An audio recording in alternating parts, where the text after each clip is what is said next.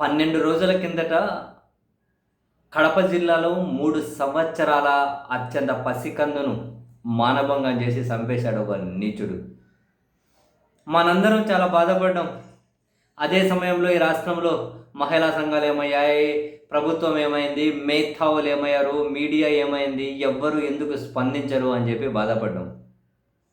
అక్కడే కాదు, అంతకు వెనక తిరుపతిలో 3 సంవత్సరాల పాపని ఇలాగే చేశారు. అప్పుడు వీళ్ళందరూ ఏమయ్యారని బాధపడ్డాం. తిరుపతిలో తొక్కేసలాట జరిగి చనిపోయారు. ఏంది ఒక్కరు ఏమైపోయారు అని చెప్పి బాధపడ్డాం. సింహాచలంలో తొక్కేసలాట జరిగి చనిపోయారు.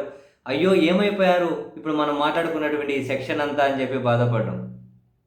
5వ తరగతి చదివే అమ్మాయిని మూకుమ్మడిగా అత్యాచారం చేసి చంపేస్తే మృతదేహం కూడా దొరకలే. ఏమైపోయారు ఇప్పుడు మనం మాట్లాడుకున్న సెక్షన్ అంతా అని బాధపడ్డాం. చాలా బాధపడ్డాం. ఇంటర్ చదివే అమ్మాయిని పట్టపగలు తగలెట్టేశారు. నిన్న కూడా ఇంటర్ చదివే అమ్మాయిని బండరాయితో మోది బీర్ సీసాలతో కొట్టి చంపేశారు. ఎక్కడ చూసినా ఇవి కనిపిస్తూనే ఉన్నాయి, వినిపిస్తూనే ఉన్నాయి. ఎక్కడే కూడా ఏ ఒక్కరూ కూడా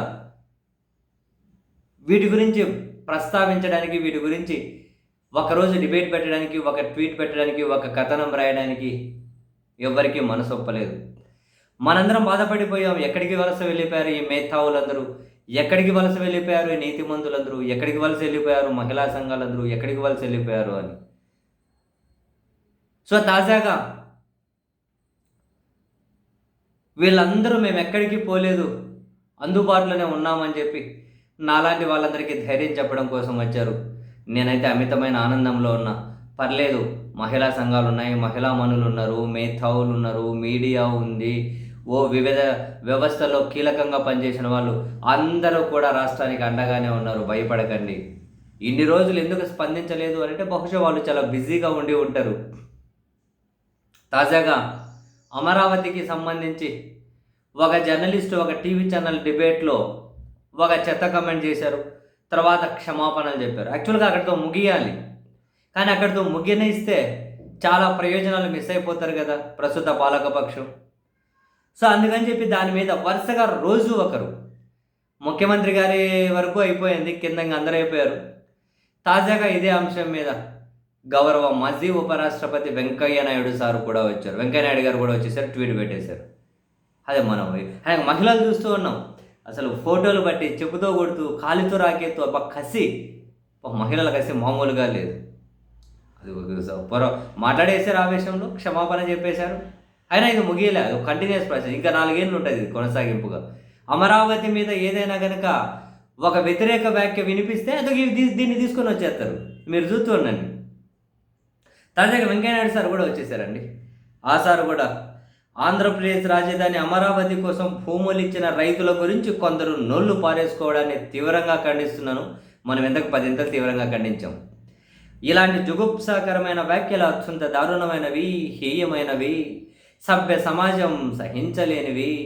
కేవలం 1 ఎకరా భూమి ఉన్న రైతులు సైతం రాజధాని కోసం భూములు ఇవ్వడమే గాక తదనంతర కాలంలో తమ మీద జరిగిన దమనకాండకు వ్యతిరేకంగా వీరోచిత పోరాటం చేశారు.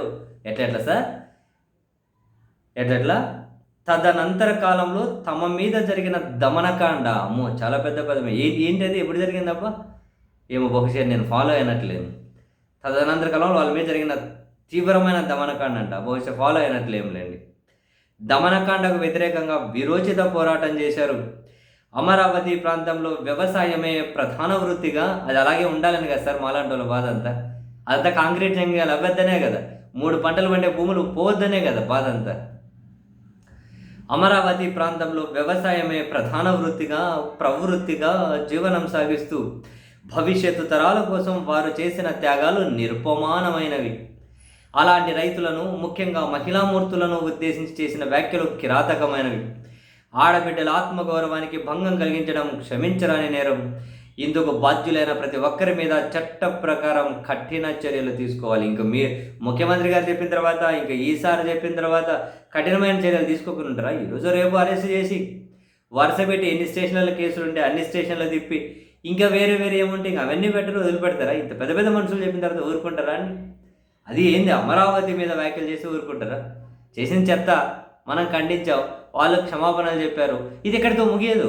నేను చెప్పాను కదా, అమరావతిలో ఆ కాంట్రాక్టర్కి ఎందుకు 4 ఇంతలకు ఇచ్చారు, ఇంతకు ముందు ఉన్నదానికి 2 ఇంతలు ఎందుకు ఇచ్చారు, ఇంత ఎక్కువ డబ్బులు ఎందుకు ఖర్చు పెడుతున్నారు అని అంటే మళ్ళీ ఈ టాపిక్ తీసుకొని వస్తారు చూడండి. ప్రతి దగ్గరికి ఇదే డైవర్షన్, అట్లా ఉపయోగపడాలనే కదా దీన్ని ఇంత హల్చల్ చేస్తూ ఉన్నారు.